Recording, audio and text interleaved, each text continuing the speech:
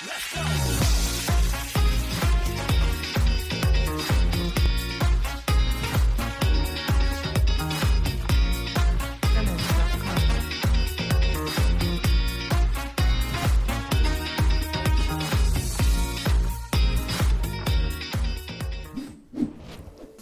que no se conoce bien, no se maneja bien, acostumbraba a decir mi abuelita. Y esto es muy aplicable al campo de la voz. Los neurólogos dicen que la voz ha sido durante muchos años la niña olvidada de la ciencia. Y realmente la voz es tan desconocida que, miren, acudimos a términos visuales para poder definir algo auditivo, algo acústico. Por ejemplo, decimos volumen, que es una característica visual para hablar de la intensidad. También decimos el color de la voz para poder definir el timbre o la altura para definir el tono. Bien, todo esto revela un desconocimiento. Por otra parte, ¿cuántos de ustedes cuando escuchan la voz en una grabación dicen, esa es mi voz? La mayoría dicen, no, ¿cómo así? ¿Así sueno yo? No, pero ¿cómo está pasando esto? Porque la voz que oímos nosotros, nuestra propia voz, no es como la oyen los demás. La razón es la siguiente. La voz fue hecha para ser oída por vía aérea, pero nosotros tenemos nuestra cóclea o caracol, que es la que recibe los estímulos sonoros dentro de nuestro cráneo, en el lóbulo temporal. Entonces, ¿qué pasa? Nosotros oímos nuestra voz como un 25-30% por vía aérea. El resto va por vía craneal, masa encefálica, líquido cefalorraquídeo. Entonces, nos da una serie de vibraciones más profundas, más robustas. Por vía aérea es un poco más liviana, digámoslo así. Cuando la escuchamos decimos, ¡ay, no! Eso suena chillón, mi voz suena así de feo. No es que suene feo, es que para nosotros, empezando para nosotros mismos, en nuestras percepciones, tenemos un desconocimiento de la voz. Bien, todo esto te lo estoy diciendo porque redunda en una cantidad de malas colocaciones de la voz. En mi anterior video decía de pasada, no hay voces feas, hay voces poco armónicas. Y esto nos lleva a un término muy de la música, muy del sonido, armonía. ¿A qué se refiere armonía? A concordancia, a equilibrio. Nosotros tenemos un tono fundamental, es decir, el tono básico que se produce aquí, en el primera vibración de los pliegues vocales o cuerdas vocales, en la laringe. Pero ese sonido sería muy pequeño, sería como un chasquidito. Eso se va robusteciendo, se va engrandeciendo por una serie de ondas parásitas que se le van sumando. A esas ondas las llamamos armónicos. Por eso entonces uno habla de una voz armoniosa. ¿Dónde ocurren esos armónicos? En las diferentes cavidades de nuestro cuerpo, particularmente pues las cavidades de rostro, de faringe. Faringe es la parte que está atrás de la boca, es parte de la faringe, donde están las amígdalas, allí. Esta es la parte faringea y es uno de los resonadores más importantes de la voz hablada. La laringe es donde se produce la voz, la faringe donde se produce esa amplificación principalmente. Y estas ondas que se van sumando van haciendo que la voz se escuche bella o deje de escucharse bella. Reflexionemos sobre esto. Cuando un niño nace, su voz siempre suena agradable. Todo bebé, mientras no tenga una patología, su voz es agradable en los primeros años. Mire, un niño puede llorar todo el día y tú no oyes que el niño se ponga disfónico, es decir, ronquito. Lo que sí nos pasa de adultos. Uno toma a un niño que está sonando, ya sea llorando, haciendo risitas, haciendo sonidos, y es como todo su cuerpecito vibra. Es decir, genera una gran armonía. Ondas que entran con el tono fundamental y ondas que entran equilibradamente y dan un sonido agradable. Pero para algunos de nosotros la voz no ha sido sonido sino ruido. ¿Por qué? Porque por diferentes desequilibrios musculares, por malas ubicaciones de la voz genera discordancia, es decir, esas ondas no entran en concordancia sino en discordancia y se oyen voces desagradables. ¿Cómo pasa esto? Con el tiempo. Y hablaremos en un siguiente video de por qué ocurre esto. Pero ahora hablemos de cuáles son las más comunes de esas voces discordantes, de esas voces poco armónicas. Una de ellas es la que me pasaba a mí. un desequilibrio en la voz ubicada ¿en dónde? ¿Han visto que en la parte de atrás de su boca está la estructura que llaman úvula o campanilla? Bien, yo descubrí, explorando sobre mi propia voz, que esto ocurría porque esa zona, la zona de la úvula o campanilla, se tensionaba mucho y atrapaba allí la voz, igual que tensionar estos músculos de aquí abajo. Aquí hay un huesito que se llama ilioides y encima de ese huesito ilioides en los músculos se les denomina suprayoideos. Cuando uno tensa mucho, si tú te pones la mano acá y hay mucha tensión, mire lo que empieza a ocurrir. Si ven cómo se va poniendo mi voz y si además mi úvula o campanilla se tensiona, pues la voz queda atrapada allí dando un sonido chillón, gangoso y estridente.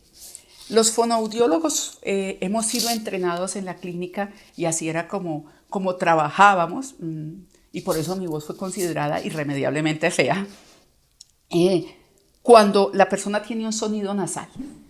Les voy a dar los diferentes ejemplos. El primero de ellos es la voz nasal. Nosotros la llamamos hiperrinofónica en la clínica. Una voz que vibra mucho en nariz.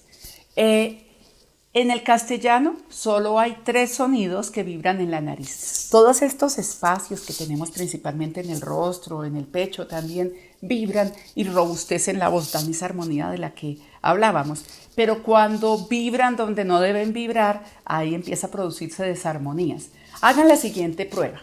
Si se colocan la mano aquí en la nariz y dicen palabras como muñeca, ñame, mandarina, niñera, con la mano colocada aquí van a ver cómo vibra, es natural. La M, la N y la ñ son los 3 únicos sonidos que en el español vibran en la nariz, no como en el francés o en el portugués que hay más sonidos nasales, vocales nasales, nosotros no. Las vocales son eminentemente vibración en las cuerdas vocales y vibración en la boca, por ejemplo, y las otras consonantes también, vibración en diferentes partes, pero no en la nariz. Entonces una persona que todo le vibra en la nariz es una voz nasal. ¿Y por qué ocurre esto?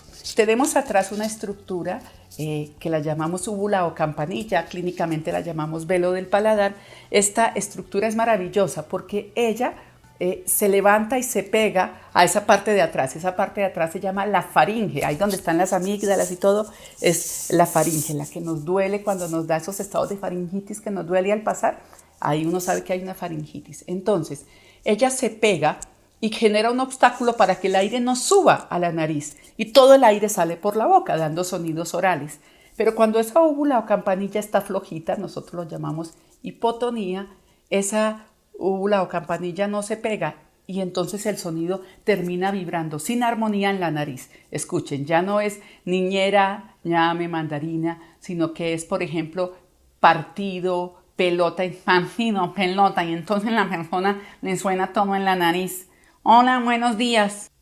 No, te van a juzgar de torpe. Sí, tristemente a las personas con nasalidad las juzgan de torpes. En las obras de teatro, en las caricaturas, a las personas que tienen nasalidad las consideran menos hábiles intelectualmente.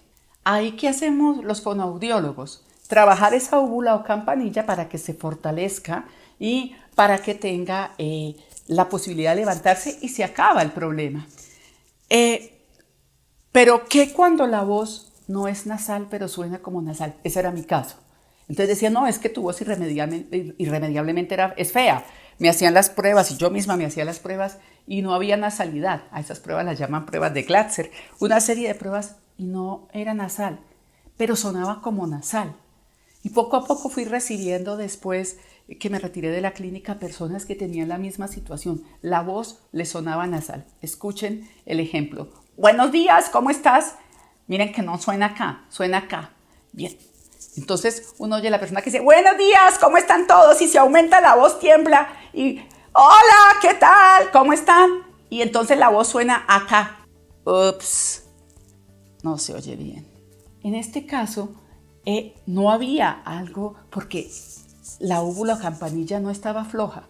¿Qué encontré? Encontré que era todo lo contrario. La úvula o campanilla estaba muy tensa, el velo del paladar, y unos músculos que están acá, que hay un huesito que se llama ioides, y estos músculos se llaman suprayoideos, los denominamos suprayoideos. Bien, si tú te colocas la mano acá y sientes mucha tensión, como una tensión allá en el fondo de tu garganta, lo más seguro que es eso lo que está tapando tu voz. Mira lo que pasa, la voz no se suelta, se queda atrapada ahí.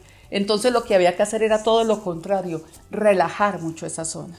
Trabajando esa zona para relajarla, la voz adquiere una posibilidad de ocupar en tu boca toda la estructura para proyectarse, y entonces empezamos a conseguir una voz que deja de ser poco armónica y se convierte en una voz muy armónica. Otro de los ejemplos es el siguiente. Aló, buenos días. Sí, por favor, nena, ¿me pasas a tu mamá? Yo soy la mamá. Esto, muchas personas se quejan, una voz demasiado agudizada. ¿Por qué es esa voz demasiado agudizada? Porque no se ocupan todos los resonadores. ¿Qué fui encontrando?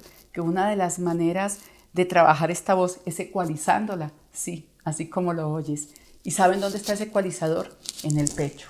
Lograr ampliar la voz para que ocupe el pecho, darla más robusta a través de vibraciones de pecho, a través de que la faringe, allá esa parte de atrás, se relaje, y por supuesto la laringe, hace que la voz crezca y ocupe más espacios. Mire, de esa voz que está colocada aquí pequeñita, empezamos a abrir faringe, empezamos a abrir laringe y la ubicamos en el pecho. ¿Se dan cuenta? Y entonces la voz es ecualizada para que suenen los bajos. Es otra de las posibilidades que se puede encontrar para armonizar la voz. ¿Con cuántas de ellas te has identificado tú? Y aquí va otro de los ejemplos. Buenos días, hoy nos hemos reunido aquí para... Ups, parece que tuvieras una cabra dentro de tu laringe. Sí, el temblor vocal. Nosotros lo llamamos tremor vocal. ¿Y por qué ocurre? Miren, les hablaba de que tenemos dos pliegues vocales o cuerdas vocales. Si está muy tenso, lo voy a comparar aquí con mi mano. Miren lo que pasa. Cuando un músculo está muy tenso, empieza a hacer ese temblor, ese tremor. ¿Cómo se evita esto? Relajando la laringe. Hay diferentes ejercicios. Les doy uno. Si usted, por ejemplo, mueve la lengua 25 veces para un lado y luego 25 veces para el otro lado, despacio. Este es un ejercicio que creó el doctor Jorge Perelló, padre de la foniatría española. Español, el médico español, foniatra, es decir, especializado en la voz y el habla. Ya él murió, pero dejó muchos ejercicios que nos son de gran ayuda. Es esto.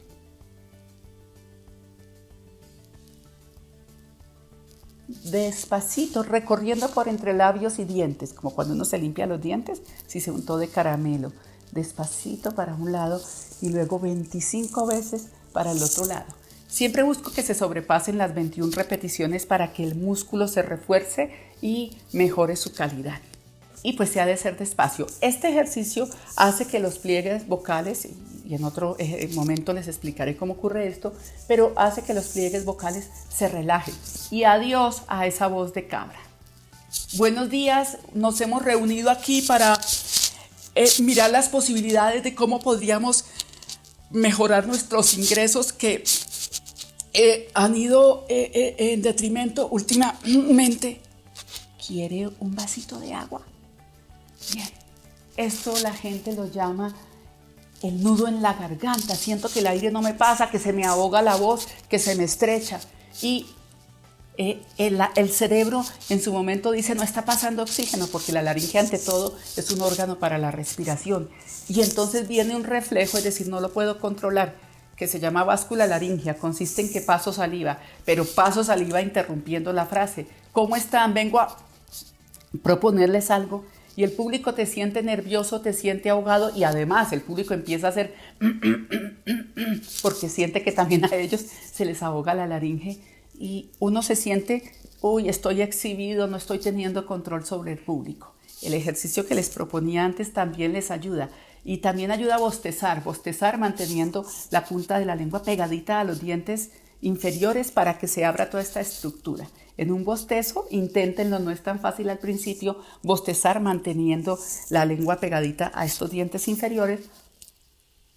Este bostezo para ayudar a abrir esta estructura faringea y laringea y que no se obstaculice el aire, no se cierre la laringe y no produzca ese estrechamiento o nudo en la laringe. Por último, lo siguiente. Buenos días, ¿cómo es?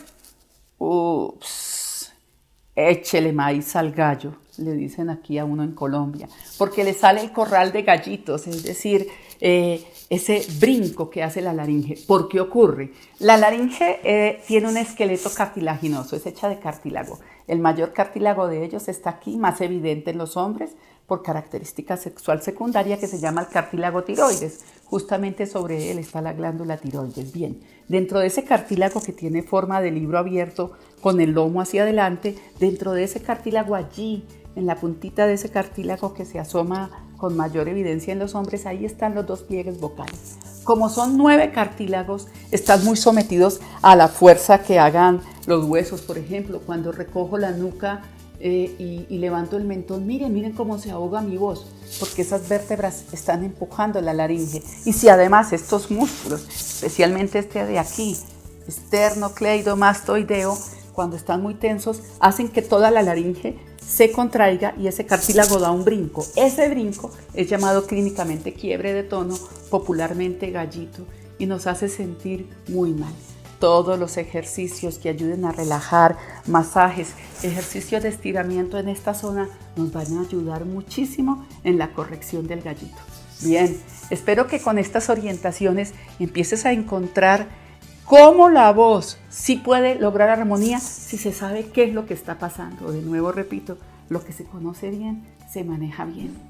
Así que, si este video te gusta y nos das un valioso me gusta, a nosotros sí que nos gusta. Síguenos en redes, suscríbete a este canal. Si consideras que a una persona también le es útil o a varias personas este video, remíteselos por favor y nos encontramos aquí en la próxima cita en el consultorio de la voz.